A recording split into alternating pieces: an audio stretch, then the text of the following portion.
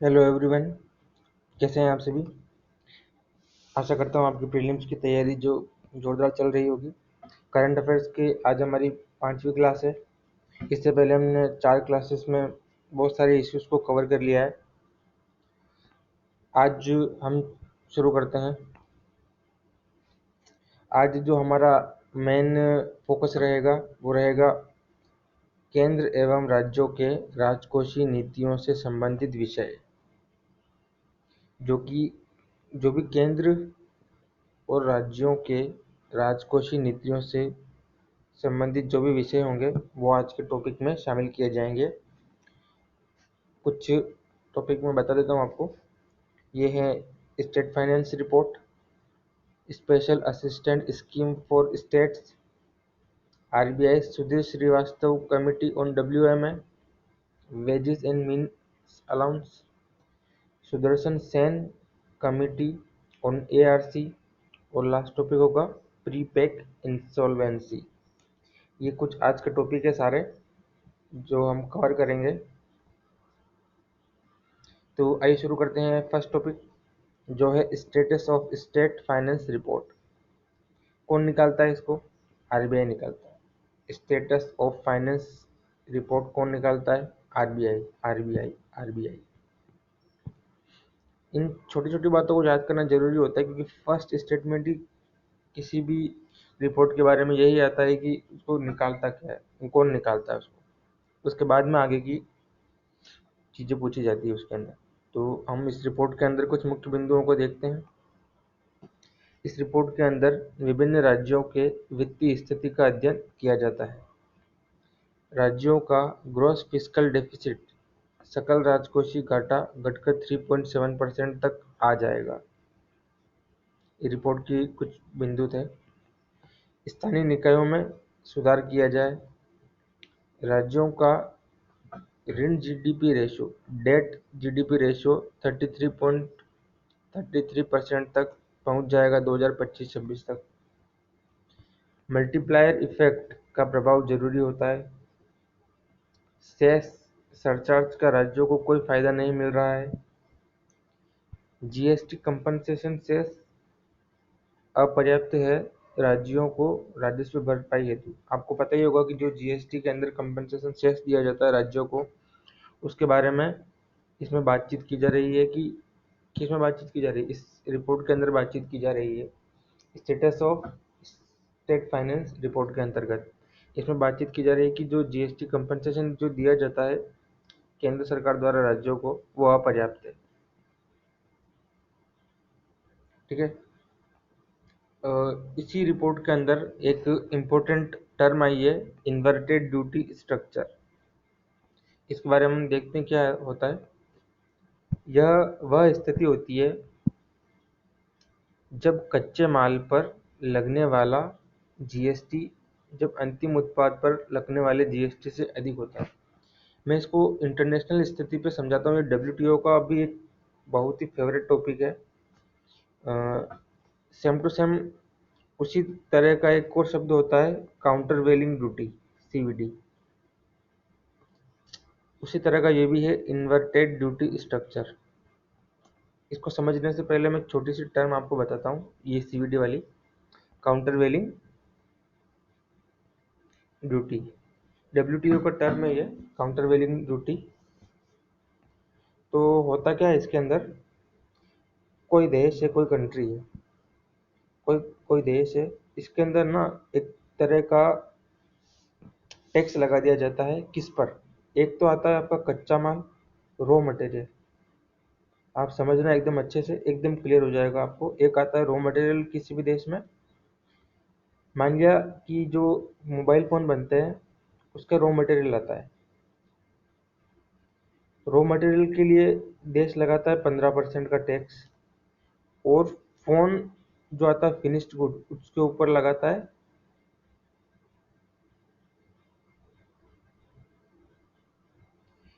10% tax. तो होगा क्या इस स्थिति, ये फिनिश्ड गुड्स की रेट है। होगा क्या इस देश के अंतर्गत कि कच्चा माल क्यों मंगाएंगे ये बाहर से, जब उनको इसी रेट में कम टैक्स में उनको फिनिश्ड गुड्स मिल रहा है, फ़ोन, मोबाइल फ़ोन, स्मार्टफोन मिल रहा है उनको, तो ये रॉ मटेरियल नहीं मंगवाएंगे। इसी स्थिति को कहा जाता है, ये जो टैक्स होता है ना, इसी स्थिति को कहा जाता है काउंटरवेलिंग ड्यूटी, CVD। ये WTO की बहुत अच्छी टर्म है, यहाँ भी राज्यों से रिलेटेड है ये। इसको राज्यों से रिलेटेड में इसको इन्वर्टेड ड्यूटी स्ट्रक्चर कहा गया है। इसमें भी वही है, जब कच्चे माल पर लगने वाला जो टैक्स होता है, GST होता है, अंतिम उत्पाद पर लगने वाले GST से अधिक हो जाता है। अंतिम उत्पाद पर तो लग रहा है 10%, और आप कच्चे माल पर लगा रहे हो 15-20%, तो भैया कच्चे माल की वैल्यू क्या रहेगी? सीधा अंतिम उत्पाद ही लेगा कोई भी। ये टर्म क्लियर हो गई, इन्वर्टेड ड्यूटी स्ट्रक्चर। आगे नेक्स्ट टॉपिक हम स्टार्ट करते हैं, वो है special assistant to state for capital expenditure. राज्यों को सहायता देनी है, स्पेशल असिस्टेंट देना है राज्यों को, लेकिन शर्त पे। ये शर्त है, कैपिटल एक्सपेंडिचर करेंगे राज्य, ताकि राज्यों का, क्यों देनी है स्पेशल असिस्टेंट? ताकि राज्यों को मल्टीप्लायर इफेक्ट हो सके। मल्टीप्लायर इफेक्ट मतलब गुणन में बढ़ता जाए पैसा। एक बार दिया, एक जने को दिया है, राज्य आगे वापस अपने निवासियों को देंगे, बैंकों को देंगे। पब्लिक डेट किसी भी राज्य के पास प्राप्त करने के दो तरीके होते हैं। इंटरनल के अंदर होता है GSEC या टी बिल या NSSF। फिर होता है कि एक्सटर्नल, जिसमें सेंटर, IMF, वर्ल्ड बैंक या फिर फॉरेन एक्सचेंज रिजर्व का प्रयोग करता है। थोड़ी सी एक पॉलिटी की बात करता हूँ, आर्टिकल 2। थोड़ी सी मैं आपके सामने बात करना चाहूँगा आर्टिकल 292 के बारे में, जिसके अंदर जो होता है, गवर्नमेंट ऑफ इंडिया होती है, वो गारंटी देती है कंसोलिडेट फंड ऑफ इंडिया से। राज्यों को गारंटी देती है, किससे? कंसोलिडेट फंड ऑफ इंडिया से, आर्टिकल 292 के तहत। 293 के अंतर्गत कहा गया है, यदि राज्यों ने केंद्र सरकार से ऋण ले रखा है, तो बिना केंद्र की अनुशंसा पर राज्य नया ऋण एकत्रित नहीं कर सकते। आर्टिकल 293 कहता है कि अगर किसी राज्य ने लोन ले रखा है केंद्र सरकार से, तो वो बिना केंद्र की अनुशंसा के राज्य जो है नया ऋण नहीं ले सकता। आगे चलते हैं। कोरोना के चलते केंद्र सरकार ने भारत के राज्यों को 1% अतिरिक्त पैसा उठाने के लिए आज्ञा दी है, लेकिन निम्नलिखित 4 में से 3 सुधार कार्यक्रमों को निर्धारित करने पर ही, मतलब आर्टिकल जो है ये बोलता है कि केंद्र सरकार से बिना पूछे कोई भी राज्य जो है ऋण नहीं ले सकता।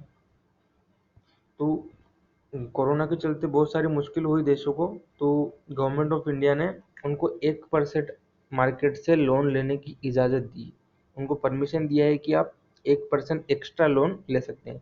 1% किसका निकाला जाता है? वो उनकी जो ग्रोस डोमेस्टिक GDP होती है उनकी, GSDP, उसके 1%। तो जो 1% आप एक्स्ट्रा ले सकते हैं, उसके लिए कुछ शर्त दी गई है। केंद्र सरकार ने कहा है कि वो 4 शर्तें बताएंगे, उन 4 शर्तों में से आप कोई भी 3 शर्तें अगर मानते हो, तो आप 1% एक्स्ट्रा लोन बाजार से उठा सकते हो। वो 4 शर्तें कौन कौन सी, आइए देखते हैं। 3/4 स्कीम कहते हैं इसको। ये इन 4 में से कोई 3 शर्तें राज्य को माननी होगी। अगर राज्य इनको मानता है, तो वो 1% एक्स्ट्रा लोन उठा सकता है मार्केट से। ये 4 शर्तें देखते हैं हम। One nation one ration card, ease of doing business reform करता है कोई राज्य, या पावर सेक्टर रिफॉर्म करता है कोई राज्य। पावर सेक्टर रिफॉर्म के अंदर डिस्कॉम जो इलेक्ट्रिसिटी होता है, उदय बॉन्ड के माध्यम से, या फिर अर्बन लोकल बॉडीज का रिफॉर्म करता है, पंचायती राज संस्थाओं का रिफॉर्म करता है, 73 या 74।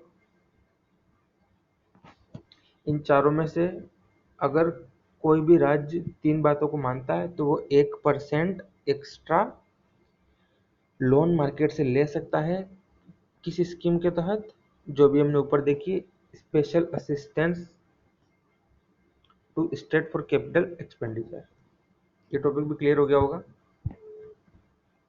नेक्स्ट टॉपिक पर हम चलते हैं, scheme of financial assistant state to capital expenditure. ये वही उसका बैकग्राउंड है। इसके अंतर्गत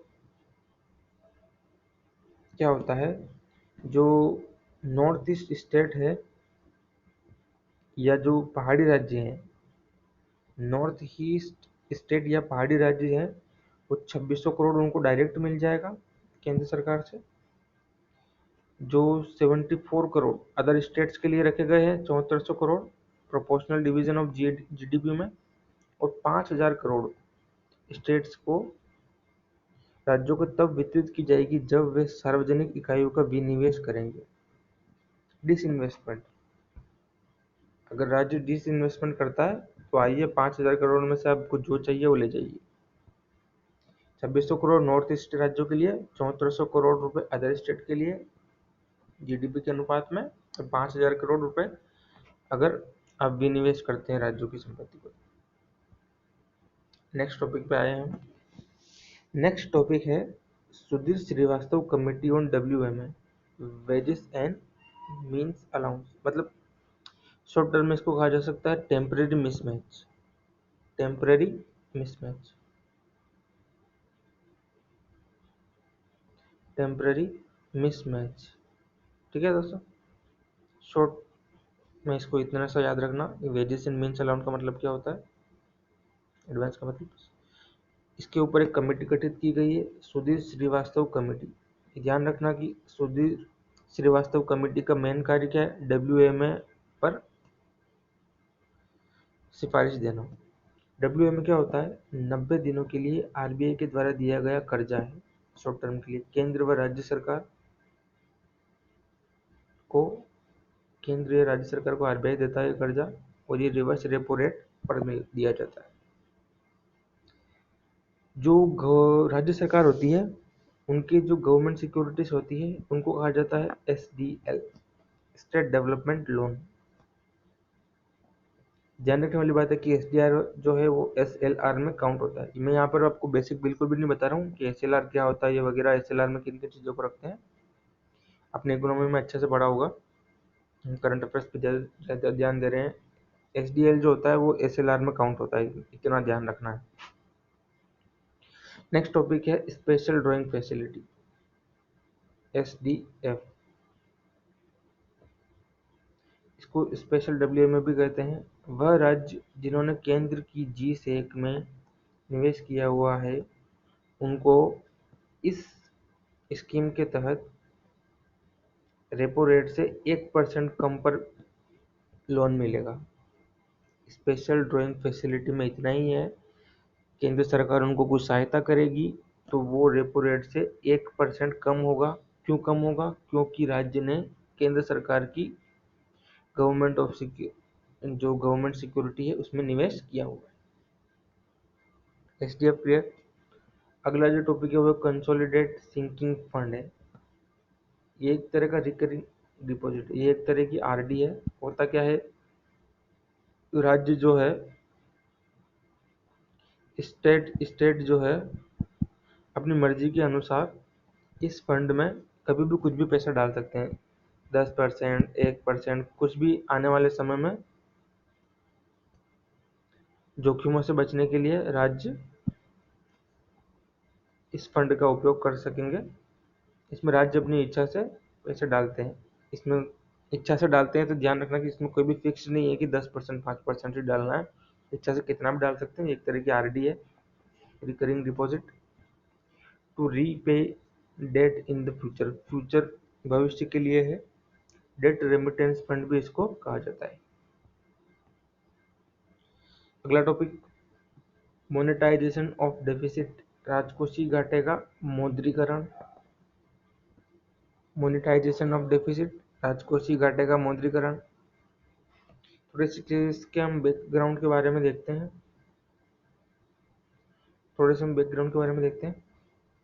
FRBM एक्ट के बारे में आपने सुना ही होगा।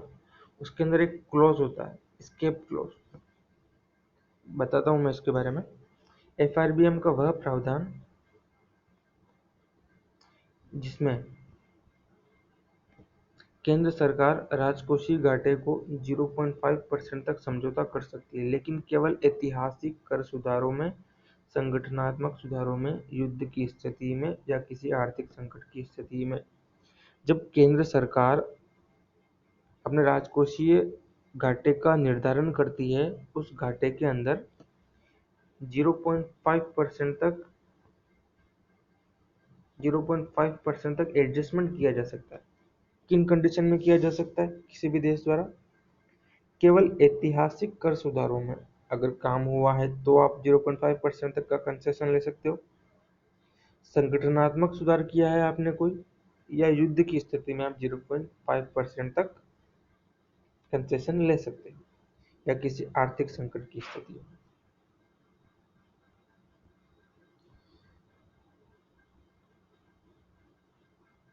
हम्म मोनेटाइजेशन ऑफ डेफिसिट, इसका मतलब क्या होता है? गवर्नमेंट ऑफ इंडिया बोरोइंग बढ़ा दे अपनी, या टैक्स बढ़ा दे, या आरबीआई गवर्नमेंट ऑफ इंडिया के बॉन्ड खरीद ले प्रत्यक्ष रूप से। इन तीनों के बारे में मैं आपसे डिस्कस करता हूँ। अगर गवर्नमेंट ऑफ इंडिया अपनी बोरोइंग बढ़ा देती है, ऋण बढ़ा देती है, तो इससे क्राउडिंग आउट का खतरा बढ़ेगा।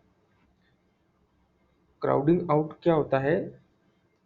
एक शब्द में अगर समझो आप तो कहीं पर लिख लेना, मैं बोल रहा हूँ।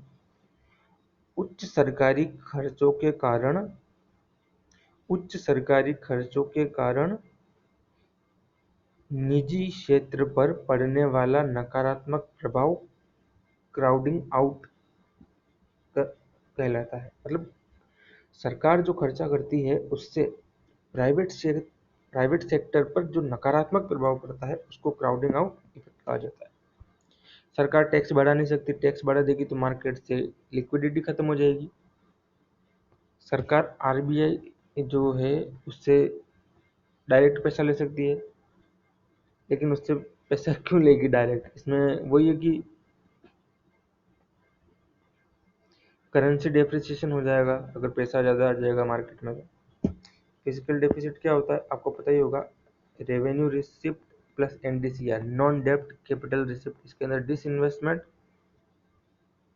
और रीपेमेंट ऑफ लोन आता है।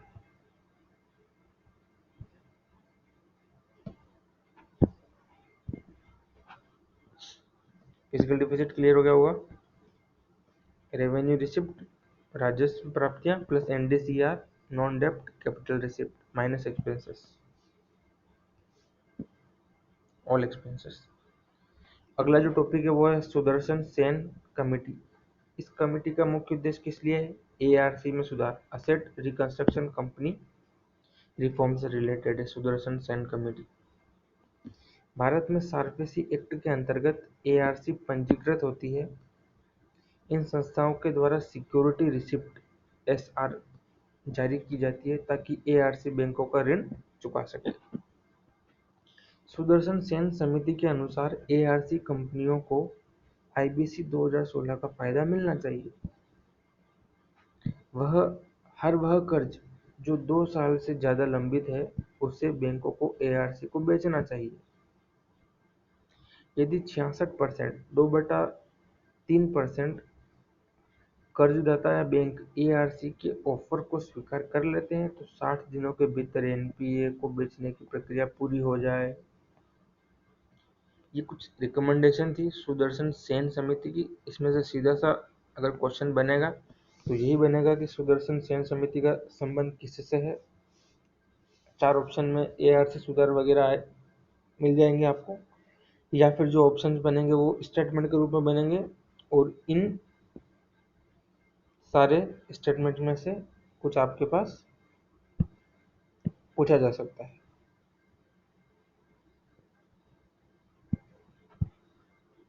नेक्स्ट टॉपिक है प्रीपेक इंसॉल्वेंसी। प्रीपेक इंसॉल्वेंसी 2016 में आईबीसी लाया गया था, आपको पता ही होगा। इंसॉल्वेंसी बैंकरप्सी कोड किसकी सिफारिश पर? टी के विश्वनाथन कमेटी की सिफारिश पर आईबीसी लाया गया था। प्रीपेक इंसॉल्वेंसी का थोड़ा सा बैकग्राउंड देख लेते हैं हम। जो आईबीसी होता है उसके अंदर सिर्फ इंडिविजुअल्स इंसॉल्वेंसी प्रोफेशनल्स की नियुक्ति की जाएगी। क्रेडिटर व डेटर के बीच समझौता कराएंगे। इंफॉर्मेशन यूटिलिटीज आईयू, ये एक तरह की एनईएसएल संस्था होती है जो डाटा का मैनेजमेंट करती है। अगला न्यायिक प्राधिकरण, एडजुडिकेटिंग अथॉरिटी, जो हमने अभी ऊपर देखा आईबीसी के अंतर्गत डीआरटी की स्थापना की गई थी, debt reconstruction tribunal, debt recovery tribunal था इसका नाम। डीआरटी ये व्यक्तिगत मामलों को देखता है, और जो एनसीएलटी है, नेशनल कंपनी लॉ ट्रिब्यूनल, ये कंपनी के मामलों को देखता है। ये छोटी छोटी बातें एकदम ध्यान रखना। अगला है IBBI, insolvency bankruptcy board of India. ये क्या है? एक विनियमन संस्था, रेगुलेटरी बॉडी। बस इतना ही ध्यान है। नेक्स्ट टॉपिक है corporate insolvency resolution process, CIRP, committee of creditors होती है ये। जिन्होंने लोन दे रखा है किसी पार्टी को, बहुत सारे लोग मिलकर लोन देते हैं, उन क्रेडिटर्स की कमिटी, इन सब क्रेडिटर्स को मिला के एक कमेटी बनती है, उसको कॉर्पोरेट इंसॉल्वेंसी रिजोल्यूशन प्रोसेस के अंतर्गत कहा जाता है। प्रीपेक इंसॉल्वेंसी रिजोल्यूशन प्रोसेस मुख्य रूप से एमएसएमई सेक्टर के लिए लाया गया है। इसके अंदर एक रिजोल्यूशन एग्रीमेंट किया जाता है। एग्रीमेंट किसके बीच में होता है? क्रेडिटर और डेटर के बीच में होता है। इनके बीच समाधान समझौता है। कंपनी का मैनेजमेंट कंपनी के हाथों में ही रहेगा। जो पुराने जो लॉ थे उसके अंतर्गत क्या होता था कि जब कंपनी का कोई मामला एनसीएलटी में जाता था, तो कंपनी का जो मैनेजमेंट था वो आरबीआई अपने हाथों में ले लेता था या किसी थर्ड पार्टी को सौंप देता था। लेकिन ये जो प्रीपेक इंसॉल्वेंसी रिजोल्यूशन प्रोसेस है, इसके अंदर कंपनी का मैनेजमेंट कंपनी के हाथों में ही रहेगा। इंसॉल्वेंसी, क्रॉस बॉर्डर इंसॉल्वेंसी, इसको यूएनसीआई ट्रायल भी कहते हैं। United nation commission on international trade and law 1996 में ये बना था। तो ठीक है दोस्तों, ये छोटे से टॉपिक थे कुछ हमारे, आज हमने सारे कवर कर लिए हैं। इकोनॉमी के 2 या 3 दिन में इकोनॉमी के सारे फिनिश हो जाएंगे। उसके बाद हम कोई नया टॉपिक शुरू करेंगे। तब तक के लिए थैंक यू।